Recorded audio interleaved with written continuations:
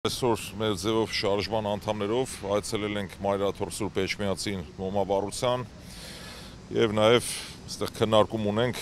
մարդկանց հետ, ում որ հանդիպում ենք այս ընթացքում քայլելով, ինչպես տեսնում եք, մենք գտնվում ենք Էջմիածին քաղաքում։ Օրակարգ որպես այդպիսին, օրակարգը մեկն է, առաջիկայում ինչպես գիտեք, ընտրություններ են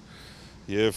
քանի որ մեր ձևով շարժումը ինքը որպես քաղաքական միավոր չի մասնակցում այս process-ին, մենք ընդհանրապես մեկ բան կարող ենք ասել, բնականաբար չենք կարող որևէ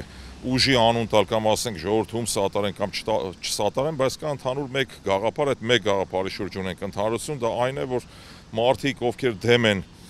այս իրավիճակին, ովքեր դեմ են եկեղեցու դեմ հարձակումներին, ովքեր դեմ են երկրում տիրող իրավիճակին, թող գնան անպայման իրենց քվեն տան, ում ցանկանում են։ Բայց գործող իշխանությունների կողմից վարվող քաղաքականությանը բնականաբար մենք դեմ ենք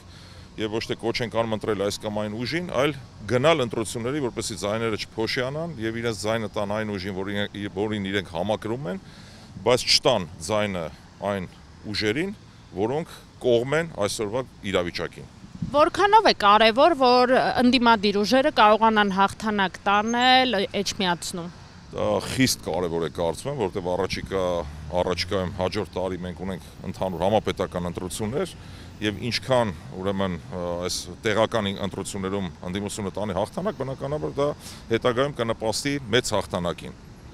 Այդ դեպքում ընդդիմությունը ունի այնպիսի թեկնածու, որը հնարավոր է կարողանա հաղթել իշխանությանը, ունենալով, քանի որ նրանք ունեն վարչական մեծ ռեսուրս։ Որպես շարքային քաղաքացի, որքանով հետևում եմ լուրերին, կարծում եմ կա, բայց զերծ կմնամ անուն տալուց, պարզապես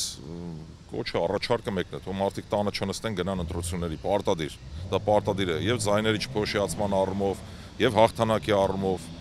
Բայց չեք կարծում, որ դուք մարդկանց չեք ուղղորդում կոնկրետ անունով, այդ դեպքում մարդիկ չեն իմանա ում գնան ընտրեն։ Մենք ընդհանրապես մեկ բան կարող ենք ասել, մեկ բան առաջարկել ավելի շուտ, իրենց ձայնը չտալ, նորից եմ կրկնում, այն ուժերին, որոնք կողմ են երկրում տիրող այս անբարենպաստ իրավիճակին, այսինքն եկեղեցու դեմ հարձակումներին, սոցիալ-տնտեսական առումով, ընդհանուր հասկանում եք ում մասին է խոսքը, ենթատեքստերով, գուցե ենթատեքստով է հնչում, բայց կա նաև արբանյակ ուժեր, դրա համար ընդհանրական ասում եմ բոլոր այն ուժերին իրենց ձայնը չտան, ովքեր կողմ են երկրում տիրող այս վատ իրավիճակին։